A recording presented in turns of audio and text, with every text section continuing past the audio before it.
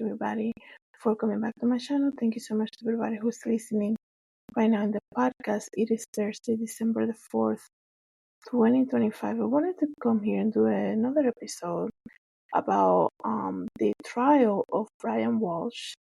And in case you guys didn't know, this is in regards to Anna Walshe, and I've been speaking about her since she went missing the early hours of 2023, I believe. And I had come here and make a couple of videos about her. Like I said, it's a very sad story when it comes to her. You know, Brian, the husband, they just had New Year's Eve celebration with a family friend. That family friend left the house around midnight, right when the year began. And after that, Anna was supposed to go to DC for work, and she was never found. And to this day, her body has not been found. But something that happened, because right now, Brian has been, in case you didn't know the case, that's why I'm giving you a brief summary. Brian was arrested because of evidence they found in their basement of the house. And they found evidence in the basement of the house. They also found a lot of very telling Google searches that he did the night that she went missing, and for him to not know anything about, where she went. And basically this man already had a criminal record, and then his wife goes missing after having dinner with him, and he's like, I have no idea what's going on, I don't know anything. And she apparently took a share ride to the airport in the early hours to go to DC for a work emergency. And he's saying to the police, I had no idea. And he never checked what car she got into. There was no communication. Hey, did you get to the airport all right? Everything's good, let me know. None of that. And then now he apparently confessed to dismembering her body. And that to me is just crazy. I didn't know that little part about him confessing. This man has maintained his innocence, saying he didn't know, and then the Google searches came out and were revealed. And now, he's been in jail ever since he got arrested. I believe he got arrested like 2 weeks afterwards. The sad part about it is everything that happened with Anna, and the sad part about this, that's why I think about this case often, is the three young kids that she had, and she was getting a home ready for them in DC. I always think about them because now the mom is gone, the father is in jail for her murder. And it's like, you think about that and you're like, really, it really breaks your heart to know, like, how the young kids, they were like, I don't know if they were like, when she passed in 23, they were all the way to like 4 years old. They were so young and probably not knowing, obviously, what's going on with their parents and things like this. So that's what I'm going to give you a brief update about what's going on with Brian Walshe regarding the Anna Walshe disappearance. Before I continue, thank you guys so much for listening on Spotify. I did get the statistics from Spotify, and I was told that my podcast is top country is the US, and the second country is Mexico. So thank you guys so much for listening to the podcast using Spotify. Don't forget to follow me there. And I also learned that, what was it? I think I have a couple of people that have this show as their top #1 show. Really makes me happy about that. So thank you guys so much for the support. And of course, everybody who is watching this video right now on YouTube, don't forget to share, like, and subscribe. Everybody, thank you so much. So yeah, the Anna Walshe case, like I said, I often think about her. She was so close to reaching that. She was so close to just moving the kids with her and letting Brian. Brian was dealing with some type of charges that he encountered, and he was on house arrest. Actually, in Massachusetts, he was not allowed to leave, and she was so ready. It was like a brand new year. If you go to her Instagram, you can actually see her posting stuff, and you can see photos of the children too. Her Instagram is open. You can just search like Anna Walshe and you'll see it. and she seems to be a very positive person, working mom, professional, very, likable. And she was just trying to, she will go to DC for the week and come back home for the weekend to stay with the family and the kids, obviously. And then she bought a house and everything to move over there, right? And she was this close to move, right? Beginning of the year, and this happened. But I remember though, when Brian began to speak about it, he said that he had his mom. So Brian was taking care of his mom too, and he said that Anna had made a mistake, and that's what I believe his mom said in the early months after the investigation. He said that Brian told her that Anna had made a mistake and they had an argument or something happened, right? And that mistake, I guess now we can say, is that Anna was having an affair, right? Which is horrible, right? It's horrible, but it's no reason for her to not be alive today, right? So let me read you guys, because I know it's a lot of information. So let me read you guys what's going on in Massachusetts with him in the trial. It says here, a Massachusetts father of three stands trial, okay, for his wife's alleged murder. A man who has been having an affair with the woman took the stand on Thursday.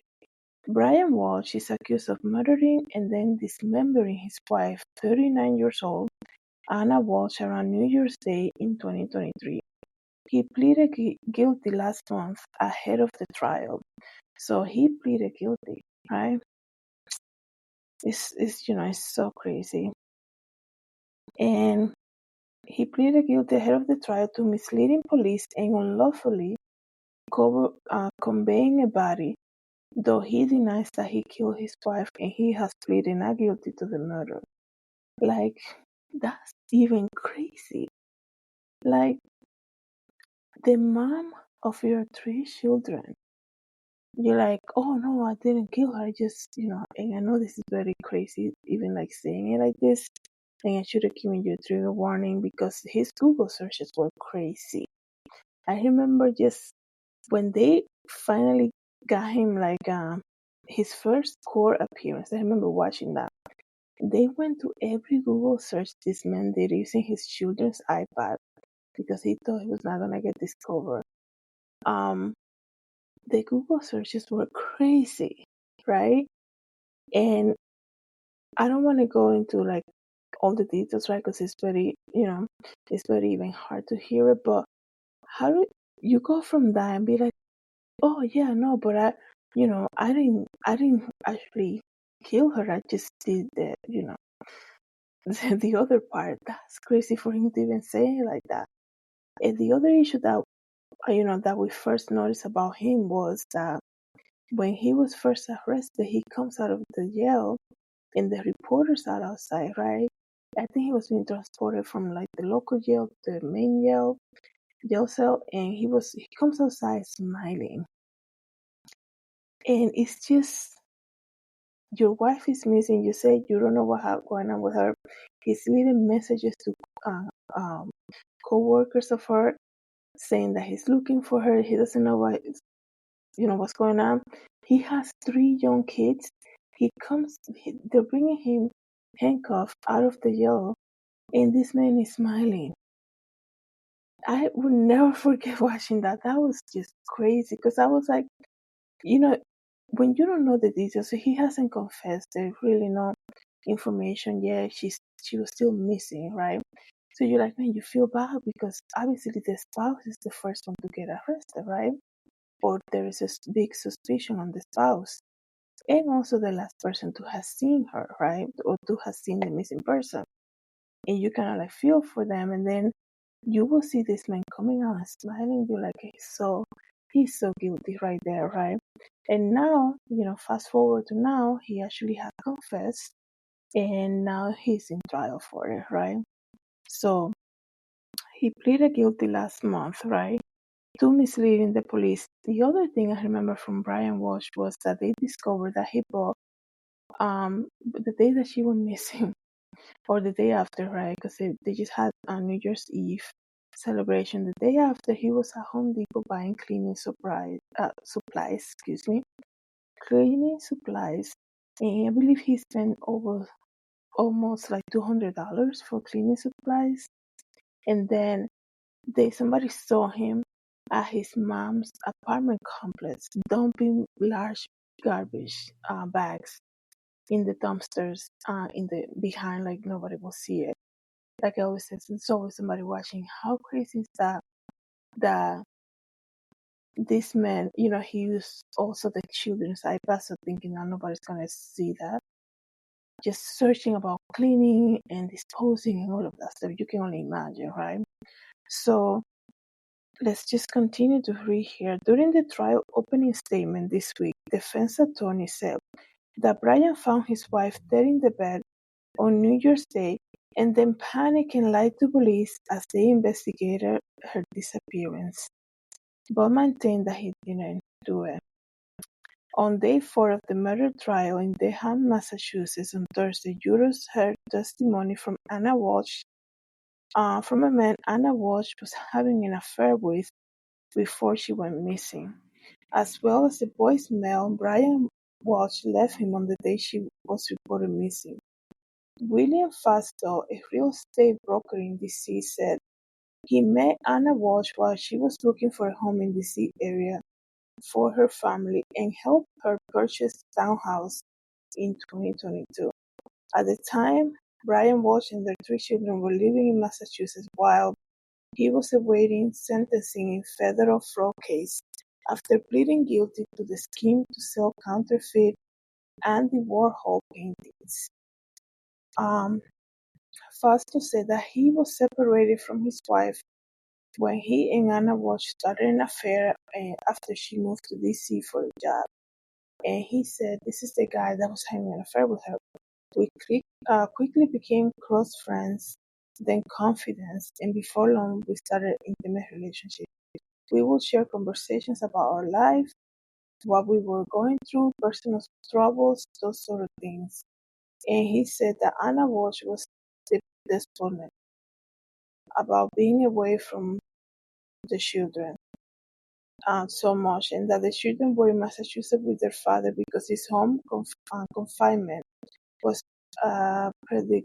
predicated on him being the primary caregiver. Initially, she felt that it was something necessary for her to get through, but as the time came on, it became a significant issue for her. It deeply upset her, he said, and I felt deeply disappointed that she was in a position to be a mother the children. She wasn't in a position to be a mother the children deserve. So I think, with her just getting so close to just doing that move, right? She was decorating the rooms for the kids in DC, getting ready to kind of transfer them over. I remember coming here and also saying some type of argument happened, right? Where it's a new year, she has a house already for the children. She probably said to him, you stay here, you deal with your criminal charges, fraud charges. I'm taking the kids with me, and then when you're clear to move, then you go and move, right? But he was not gonna have that, right? And I think that's where the argument happened, and it probably obviously got out of control, right? If you go on her Instagram, you see one of her photos. You can see that she got hurt in her ear, and she posted a photo saying that she tripped or something.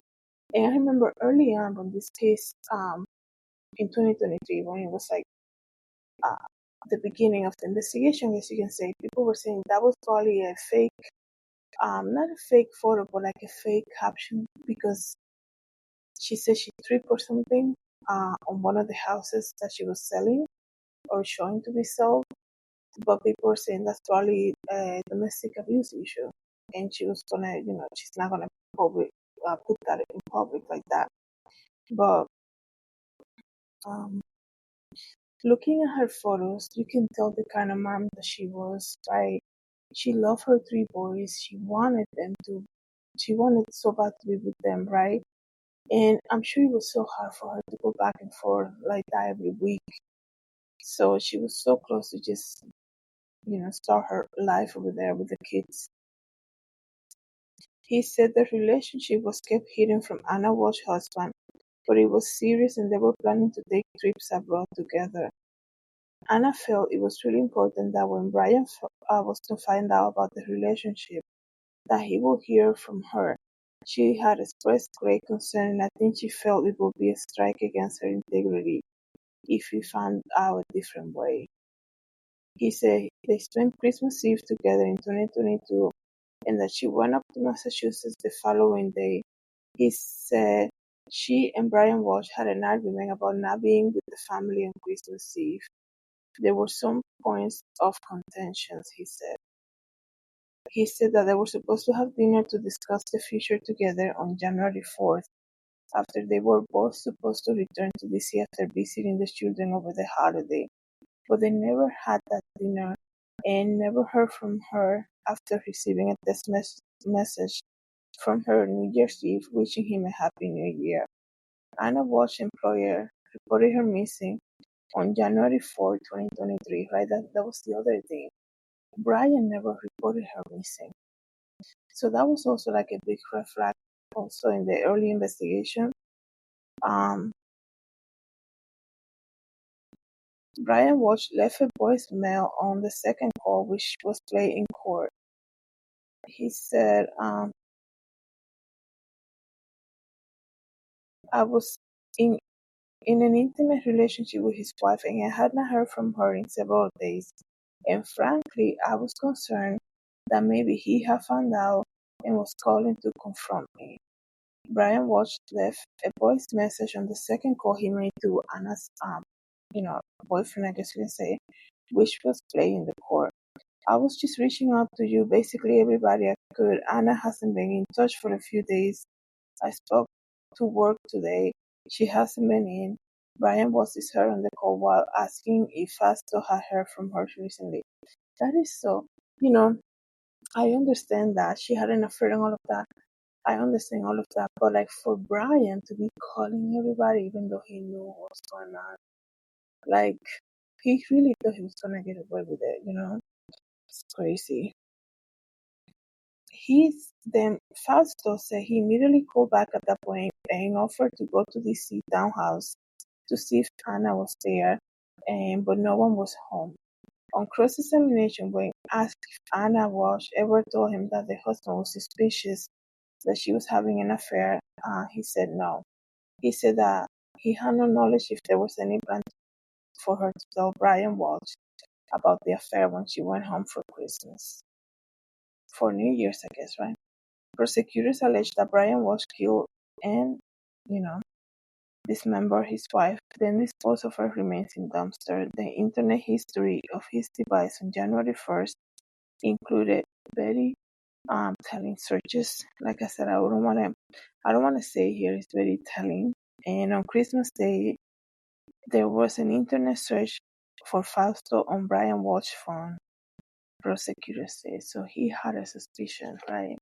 So on Christmas Day, she said, he got mad at her for not being there on Christmas Eve, on Christmas Day, and then he was searching for the boyfriend. So this man he knew, and I remember I came here not long ago. I made an episode when the trial began early October or something, and I always kind of felt that they had a friend over for New Year's Day, and I always felt like that was Anna's using that friend as a protection.